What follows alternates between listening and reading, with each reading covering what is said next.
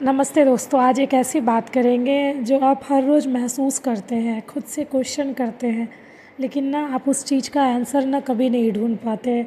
क्या हम सबके लिए सब कुछ करें, अपने लिए कुछ नहीं? सबका क्वेश्चन यही रहता है। नॉर्मल सी बात है ना, जब हमारे इंडियन घरों में जब खाना बनता है ना, तो वो हस्बैंड की पसंद का बनता है या तो फिर आपके बच्चे के पसंद का बनता है।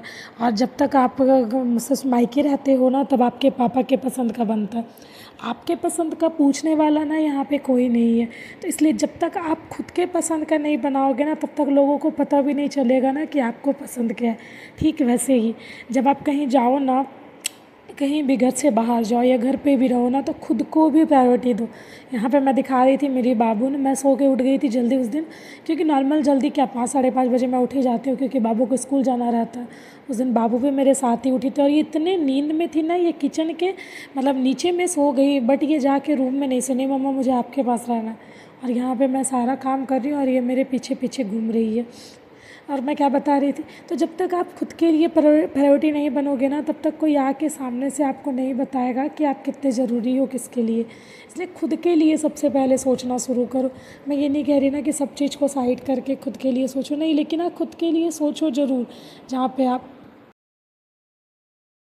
लेकिन फिर भी लोग आपको सीरियसली क्यों नहीं लेते, ये आपने कभी जानने की कोशिश की है कि लोग आपके बात को बस एवं ही ले लेते हैं? किसी भी घर में अगर कोई बहुत अच्छी बात हो रही हो या बहुत ख़राब बात हो रही हो या किसी इम्पॉर्टेंट टॉपिक पे भी बात हो रही हो ना, तो लोग आपसे पूछना तक ज़रूरी नहीं समझते। जो लोग हाउसवाइफ होंगी ना, वो मेरे इस बात से रिलेट कर पाएंगी कि आपको बताया भी नहीं जाता है ना कि घर में अब अगला क्या होने वाला है, क्या चीज़ अब नेक्स्ट होगा, क्या लेंगे हम, क्या बेचेंगे हम, एवरीथिंग। किसी भी चीज़ में ना आपका पार्टिसिपेशन एकदम ज़ीरो लेवल रहता है, एकदम ज़ीरो रहता है। क्यों? क्योंकि आप लोग खुद का वैल्यू नहीं करते, और जब तक आप अपना वैल्यू नहीं करोगे, सामने से कोई आके आपका वैल्यू करेगा या आप।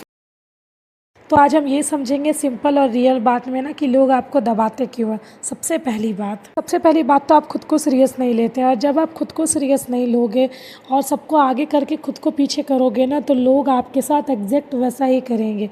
वो सारे मतलब सभी लोगों की बात सुनेंगे, बट वो आपको पीछे कर देंगे। नॉर्मल सी बात है ना, जब आपकी हेल्थ ख़राब है और घर का फिर भी आप सारा काम कर रही हो, जो काम जैसे होना चाहिए, जिस टाइम पे होना चाहिए, आप उस टाइम पे उस काम को कर रही हो ना, तो लोग ना आप फिर लोगों को लगेगा ना, हो सकता है थोड़ा बहुत तबीयत ख़राब हो, तो लोग फिर ना आपका जो आप पे जो बीत रही है ना, लोग उसको समझ ही नहीं पाएंगे। आप उनको समझने का मौका ही नहीं दे रही हो ना कि आपके साथ हो क्या रहा है।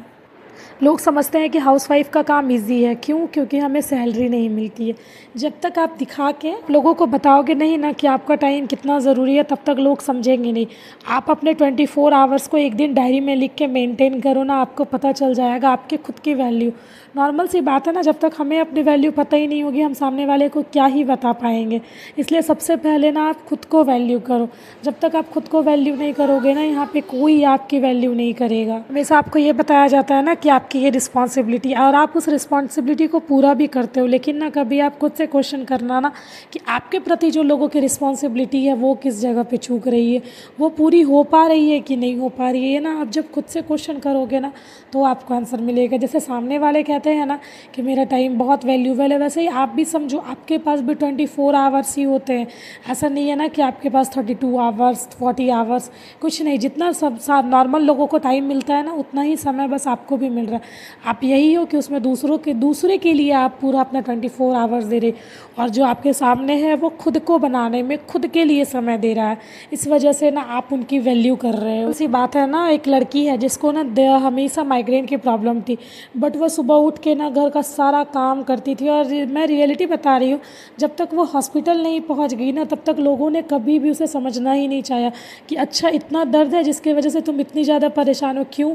क्योंकि उसने खुद का ही वैल्यू नहीं किया। वो कभी सामने से जाके बताई ही नहीं कि आज मेरे सर में बहुत दर्द है, मैं नहीं काम कर पाऊँगी या मैं इस काम को नहीं कर पाऊँगी। आप जब तक नहीं बोलने नहीं सीखोगे ना, सारे कामों को हाँ बोलने सीखोगे ना, तब तक आपका 24 घंटे का वैल्यू ना आप खुद भी नहीं समझ पाओगे। इसलिए ना कुछ चीज़ों को ना बोलने सीखो। आपको यहाँ पे कोई प्रेसिडेंट आके पद्मश्री या पद्म भूषण या कोई भी अवार्ड नहीं मिलने वाला है आपको घर के कामों के लिए। इसलिए थोड़ा सा समय ना खुद के लिए निकालिए। अब जो लोग पढ़ नहीं पा रहे, कोई बात नहीं, जो लोग मेरे वीडियो देख रहे हैं वो पढ़ नहीं पाते, फिर भी कोई बात नहीं, आप सेल्फ़ केयर कीजिए, आप खुद से बात कीजिए, आप अपना मी टाइम निकालिए। आपको उस टाइम में जो भी अच्छा लगता हो, सिंगिंग, डांसिंग, वीडियोस बनाना, कोई भी चीज़ को देखना, कि मतलब न्यू न्यू रेसिपी सीखना, जिस भी चीज़ में आपका इंटरेस्ट होना, आप उस चीज़ को कंटिन्यू कीजिए। स्कूल चली गई है, मेरा सुबह का सारा जो भी काम वाम रहता है वो हो गया है। उसके बाद मैं यहाँ पे पढ़ने बैठी हूँ और मैं लिटरली बता रही हूँ, मैं मतलब मुझे लगता है कि मुझे 1 साल हो गया है प्रिपरेशन, पता नहीं लाइट का इशू, 1 साल हो गया है प्रिपरेशन करते हुए, बट मुझे आज तक इकोनॉमिक्स समझ में नहीं आया है। पता नहीं क्यों, मुझे ये तो नहीं पता, लेकिन हाँ मुझे ना, मैं अगर किसी सब्जेक्ट में सबसे ज़्यादा डरती हूँ ना तो वो इकोनॉमिक्स है। और मैं जब भी इसको लेके पढ़ाई करने के लिए बैठती हूँ ना, मुझे पता नहीं, ये तो नींद आने लगेगा, ये तो बिल्कुल भी पढ़ाई करने का मन नहीं करता है मेरा उस टाइम पे। इसलिए मैं जब भी इकोनॉमिक्स लेके बैठती हूँ ना, तो मैं खुद को ना एक टाइम दे के बैठती हूँ कि मुझे ना बस आधा घंटा पढ़ाई करना है, उसके बाद फिर रुक जाना, और ऐसा करके ही मैं इकोनॉमिक्स को पढ़ पाती हूँ।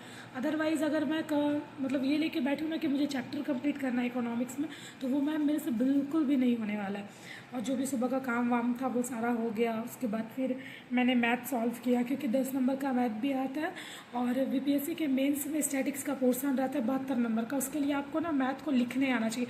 जैसे हम लोग कहते हैं ना मेंस में आंसर राइटिंग आना चाहिए, वैसे ही जब आप बीपीएससी के मेंस के एग्ज़ाम में बैठोगे ना, मतलब स्टैटिक्स के पोर्शन में जब आप स्टैटिक्स में दोगे एग्ज़ाम, तो फिर आपको ना 72 नंबर का वहाँ पे मैथ आता है। तो उसमें ना आपको सॉल्व करने से ज़्यादा, मतलब होता है ना कैलकुलेशन से ज़्यादा, आपको वो लिखने आना चाहिए मैथ को अच्छे से।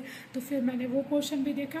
और आजकल मैंने अभी मेंस आंसर राइटिंग बंद कर दी है। जब मैं वो पुराने वाले घर में थी, जो लोग मेरे पुराने व्यूवर्स होंगे, जो लोग कंटिन्यू व्लॉग को देखते होंगे, उन्हें पता होगा कि मैं पहले जो था मेंस का आंसर राइटिंग भी करती थी। बट अभी कुछ दिनों से ना बहुत ज़्यादा, मतलब होता ना, यहाँ से वहाँ शिफ्टिंग की, थोड़ा सा बाबू का तबीयत ख़राब हो गया। और लेकिन हम हाउस वाइफ के साथ में सबसे बड़ी दिक्कत यही है कि कुछ भी काम है तो हंस रहे थे भी अपने आप को, सोच सारे काम तो हो रहे हैं, खाना भी बन रहा है, झाड़ू पोछा बर्तन, जो भी मतलब हाउस होल्ड है, जो भी हाउस चोर्स है, वो सारी चीज़ हो रहा है, बस हो क्या नहीं रहा है, तो हमारी पढ़ाई। और मैं ना, मतलब मुझे लगता है मैं 5-6 दिन से बिल्कुल भी पढ़ने नहीं बैठी थी बीच में, जब मैं यहाँ वहाँ से यहाँ पे शिफ्ट की हुई थी। बट अब धीरे धीरे चीज़ें ट्रैक पे आ रही है, तो फिर ठीक है भाई, अब धीरे धीरे हो रहा है। तो अभी मैं ज्योग्राफी पढ़ रही थी, भू विज्ञान और रॉक स्टीम, मतलब कौन से रॉक का उद्गम कब हुआ, कौन से रॉक कितने हैं हमारे पास, कहाँ से किसका क्या क्या, मतलब जो भी इसका बेसिक चीज़ होता है वो सब मैंने एक बार इसे पढ़ा हुआ है, बट मैं अभी रिवीजन के पर। और यहाँ पे कुछ मेरे हाथ पे आपको दिख रहा होगा, ये ना मैं एक रफली डायग्राम बनाती हूँ अपने पूरे दिन के, मतलब टाइम टेबल का, कि मुझे कब कब टाइम मिलने वाला है। जैसे सुबह तो मुझे मिल जाता है आराम से 2-3 घंटे बाबू को स्कूल भेज के, फिर मुझे मिलता है टाइम जब बाबू सोती है, तो इसी तरह कुछ कुछ टाइम हम लोगों को जो मिलता है, हम लोग उसी टाइम में पढ़ाई कर सकते हैं, क्योंकि we are house wife. Thank you. और ये ब्लॉग के मैं कहीं ना कहीं पे ऐड कर दूँगी बीच में, आगे पीछे पता नहीं, मैं तो फर्स्ट टाइम ऐसे कैमरे के सामने आके बात कर रही। अदरवाइज़ मैं वॉइस ओवर के कर देती हूँ, मुझे वो ज़्यादा कंफर्टेबल लगता है।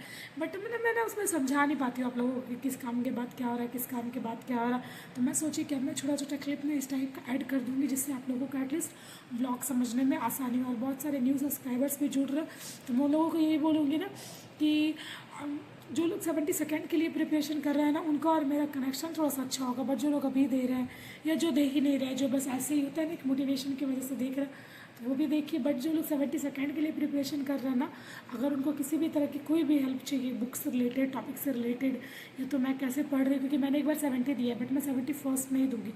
और मैंने 70 भी दिया था ना, तो अपने 30% 40% प्रिपरेशन के बेसिक पे ही दिया था। बट इस बार तो मैं दूँगी ही नहीं, क्योंकि मेरा कुछ था ही नहीं पढ़ाई का, वैसा सीन नहीं रहा इस बार, इस वजह से। और 72nd में फिर अपने 90% प्रिपरेशन के साथ दूँगी, 100% नहीं बोल सकते, क्योंकि 100% कोई भी चीज़ें होती नहीं है। ये मेरा माइंड सेट ये है, इस वजह से मैं ये बता रही हूँ।